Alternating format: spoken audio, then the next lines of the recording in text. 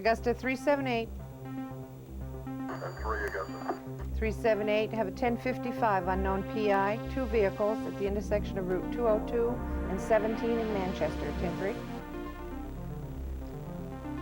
A state trooper heads off to investigate a call. What lies ahead is in most cases a mystery. Injury, danger, death are only a few possibilities. What sort of people work in a profession where trouble is the specialty and stress routine? In this program, Inside New England takes a look at the profession of police work in State Trooper, the people behind the badge.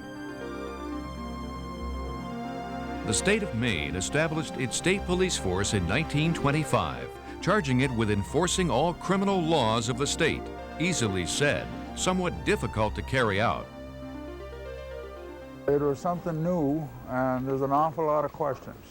For example, the stop signs, when they came down. Everybody would say, does that mean you have to stop? I say, what does it say? It says stop. Well, I says, that's what it means. And the most difficult thing was communication, a lack of it. You was entirely on your own. The word backup didn't mean a thing. We never heard of it. The only backup you might say you had was the nearest telephone. To patrol the state, troopers were issued motorcycles for use in both summer and winter. For snow and ice, a sidecar was attached for added stability, but there was little the troopers could do to fight off the cold of a Maine winter. I froze both knees so many times that now I have artificial knees. They're all steel. The cartilage is all gone from freezing. You had to have that open space over the leg guard for an air-cooled motor, and it hits you right in the knees. I used to put newspaper under my breeches to kind of protect them. I'd come in from a ride at 20 below zero and tap my knees with a hammer just like hitting a piece of wood. Learning by doing, these early troopers set the standards of image and professionalism that survive today, attracting hundreds of trooper applicants each year. But not everyone can be a state trooper. Right from day one, when you apply, you take your written test. We lose a lot of people there. We lose people at the oral interview stage, which is a very trying stage. Lose people at the polygraph. One of the most stressful experiences of my life is being on the polygraph. I was on that machine for 2.5, 2 3/4 hours, sweating bullets. The screening that the department does at this time is basically to assess what troopers would be inappropriate, because it is still somewhat difficult to make a real positive statement about who would be the best troopers. But there is clear evidence about who would be inappropriate. And these are people who tend to be very hyperactive, impulsive. They tend not to plan ahead very much. And the key is to weed out those people who are the worst, who are there, who want to become a trooper for all the wrong reasons. Maybe they like the electric blue suit we wear. Maybe they like the power and the prestige that comes with a position. We have to get rid of those people. We have to find people that want to be a trooper for the right reasons, and what it basically boils down to is public service. Once accepted, applicants may wonder what they've gotten themselves into. Cadet life consists of 18 tough weeks of physical training, classroom study, and psychological conditioning. Many never make it.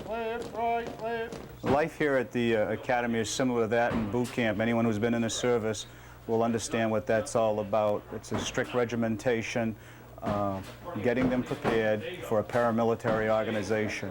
How about if someone was lying, almost dying in the hospital, in the same situation, could you take the assailant to the hospital for that person to be identified?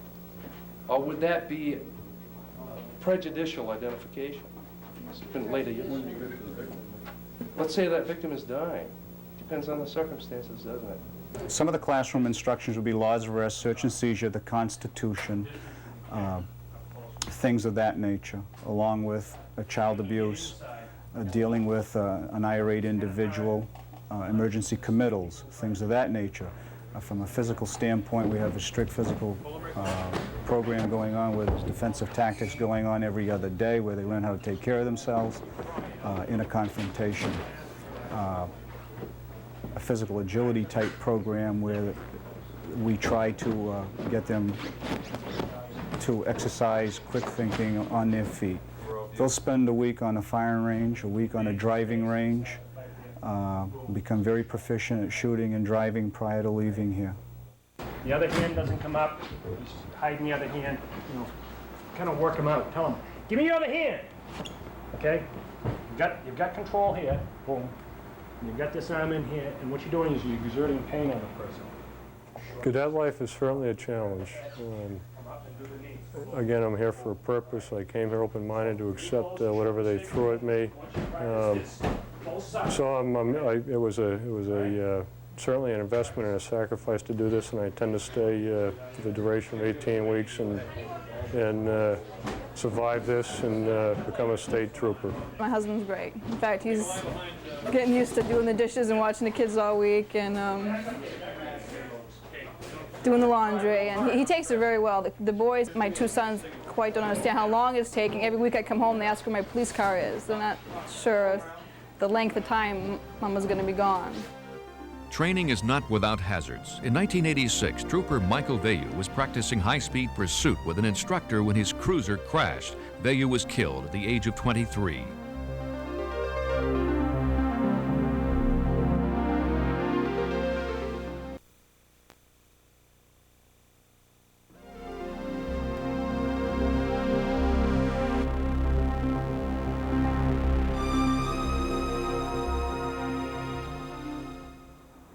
For the millions of tourists that travel the highways of Maine, the first introduction to the state police is usually this rather intimidating sign posted along the Maine Turnpike. It looks serious, and it is serious. The state troopers that work on the highways of Maine have one of the busiest jobs in the force. It has been estimated that one reportable traffic accident occurs in Maine every 13 minutes, and in 1 year alone, troopers wrote more than 40,000 speeding tickets.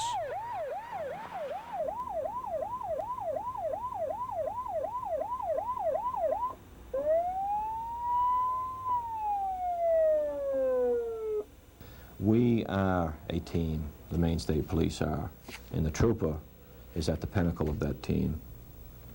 He's the man that's out there. He has the dangerous position. He's the one that walks up to the vehicles on a daily basis, not knowing whether a license will come out of the window or a weapon.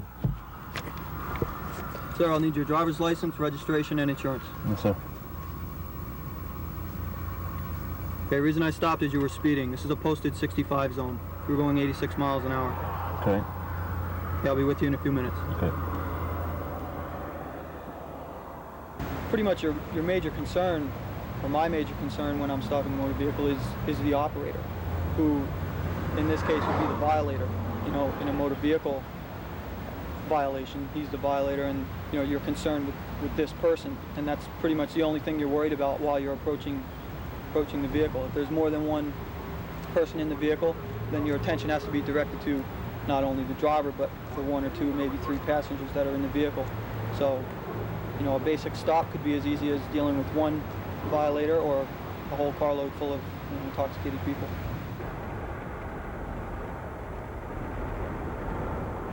For troopers fresh out of the academy, being issued a cruiser and patrol area seems a welcome reward for the months of physical and mental testing they survived in training. Highly skilled and confident new troopers soon discover the hidden stresses of police work.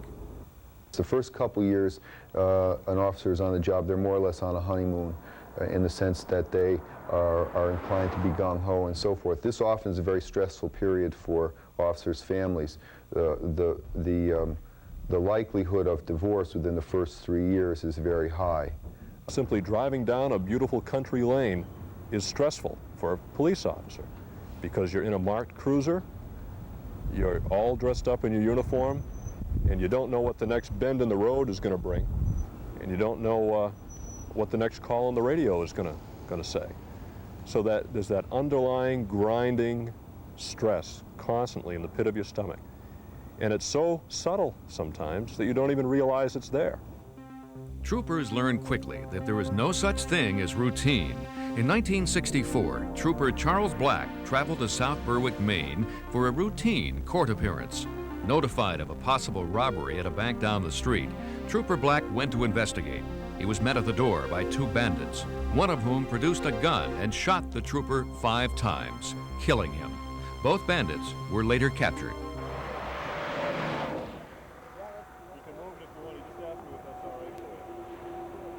Patrol officers have a more visible and therefore more dangerous role in the department. Troopers that function in other roles confront other hazards. The detectives who work on cases of child abuse in the state find the investigations emotionally trying, not only for the child and the accused, but for the detectives themselves. We generally recognize that we face the problem that 1 in 4 persons in the country are a victim of child abuse. Now, if that is true, if 1 in 4 persons in our population is a victim, then mustn't it be true that 1 in 4 of our population is a perpetrator?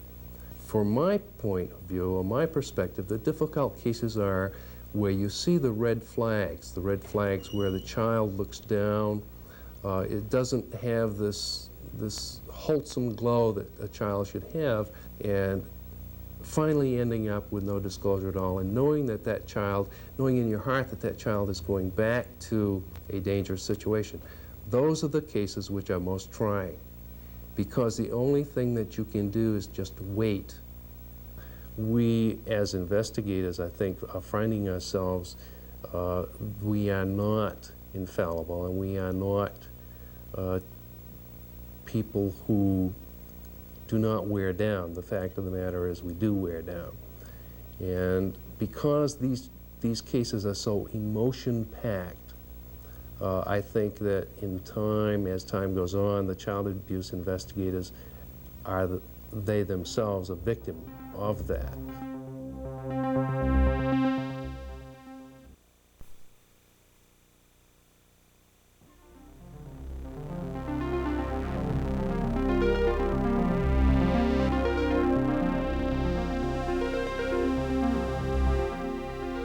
The Maine State Police is a diversified organization with services that include a tactical team, an underwater recovery unit, and the canine unit. The dogs are assigned to the individual handler at the end of the 16-week program. We're responsible for the upkeep of the dogs. They stay at home with us 7 days a week. They ride with us in the patrol vehicle. We've been on the road for about 2.5 years, and in that time we've had about 10 or 15 felony arrests and about as many misdemeanor arrests for different things, whether it's house breaks or people bailing out of vehicles and taken off into the woods. One of the commands that the dog learns is to watch somebody, and that means if somebody's acting in a suspicious manner, the dog will set or stand and bark and growl at the person in either an attempt to scare them away or just keep an eye on them. And I'll show you that command. Okay, okay, okay, sit, sit, Shadow, sit. Okay. The other thing that the dog has to learn after the commands of any aggressive command, either the watch command or the command that you use to send him after a bite, the dog has to show tolerance to that person. So if the person that were agitating him were to come towards him now, the dog would not show any aggressive response to him at all. The dogs are most often used for their sense of smell, which can be used to find drugs, evidence, or crime suspects. The tracking that we do is known as a passive find, which means if Shadow finds somebody at the end of a track, that he doesn't react aggressively. That means if he'll just walk up to the person and put his nose on the person so that I know that he's got who he's looking for. And we do that because in the case of a lost child or something like that, if I happen to lose the lead and the dog gets away from me, he'll continue to track and he'll find him and won't bite him. Homicide detectives often face the problem of reconstructing a murder with no eyewitnesses except the killer. Evidence is often sparse, interviews time-consuming, a frustrating fact when a murderer is still out there.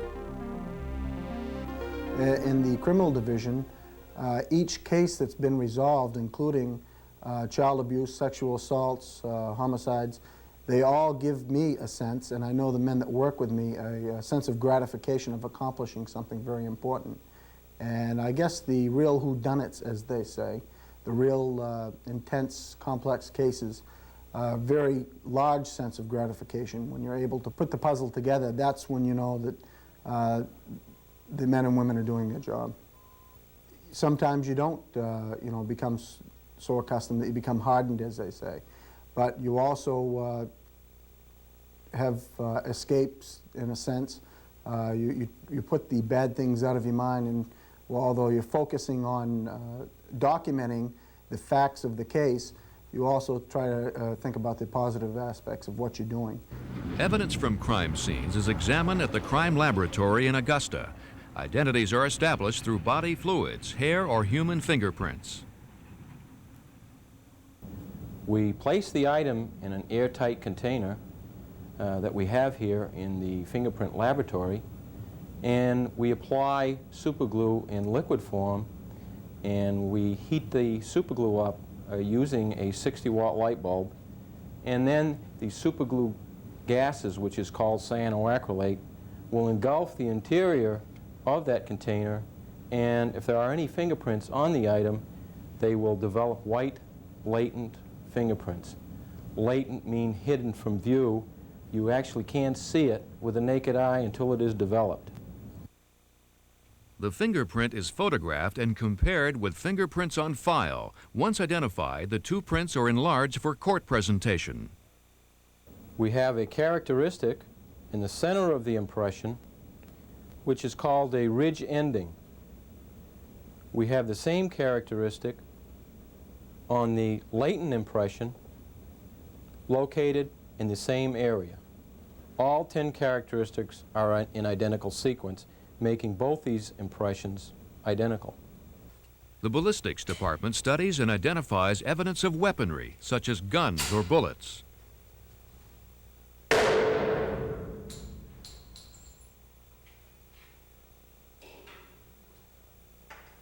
This is our bullet water recovery tank.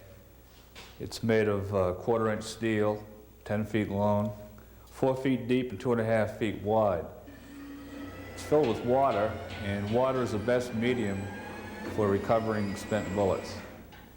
Once a bullet is received in the laboratory from either a victim or from a crime scene, then we test fire the alleged firearm used. Shooting into this tank, we recover the bullet and then use that bullet as our test bullet in comparing the bullet found either from the victim or from a crime scene. It's very imperative for us to be able to give the investigators as much information about this bullet as possible. One of the ways we do this is by the use of this instrument. It's made by Unitron. It's a measuring projector. The total class characteristics of a spent bullet are crucial in identifying what type of firearm the bullet was fired from. One of the points of identification of class characteristics would be the groove of this bullet, for example.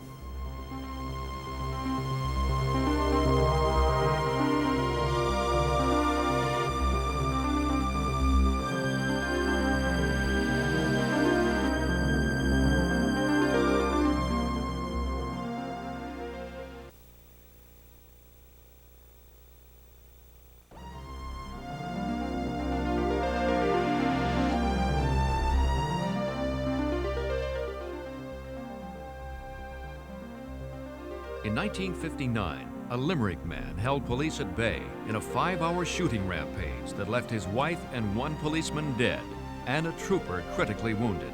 At the height of the gun battle, in the sights of the crazed killer, 2 troopers were able to rescue their wounded buddy. Finally, the gunman took his own life. Police often are dealing with very difficult situations, and their role in society is to take care of these things, and in my opinion, this contributes to some extent to some of the psychological problems that some officers have. That is, that officers who take a very strong sense of responsibility for things that they may not be able to control very well often end up with some form of stress-related symptom. Divorce rates, disability problems, physical symptoms, high blood pressure, and so forth. Cops sometimes look at themselves as being a little bit invulnerable, impregnable. They feel like there's some sort of a rock, an island out there, and that they can take all the stresses, and they think they're doing pretty good. And we do. You know, we put on a good front for people. Things are getting to us down deep when we go to a fatal accident.